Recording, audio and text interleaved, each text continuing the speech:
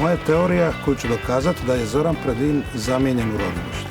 Pravi Zoran Predin živi u Živinicama kraj Tuzle, a pravi Nusret je zapravo Zoran Predin, Bosanac, Balkanac, praslovan i zapravo funkcionira kao potpuna greška u sistemu. Zoka je Zoka, to je on. Pusti ti ovoga Dežulovića i njegove priče. Ja mu ništa ne vjerujem.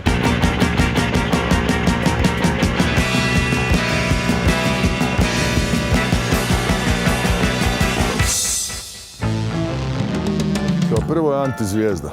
Autentičan. Pristojan, čistokrvništajac. Ja volim da pričam sve najgore ovim kolegama svojim. Čuda.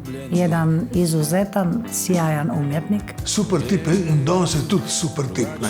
Zelo počasi interpretira.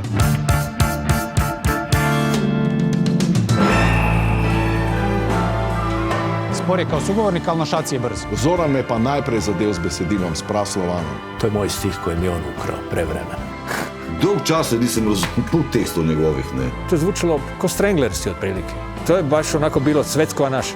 Niko nema karijeru od 40 godina sa 40 objavljenih long play ploča ili albuma.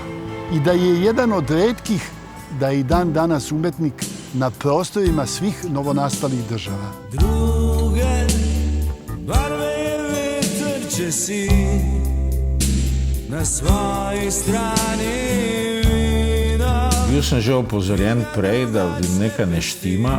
Pač Zoran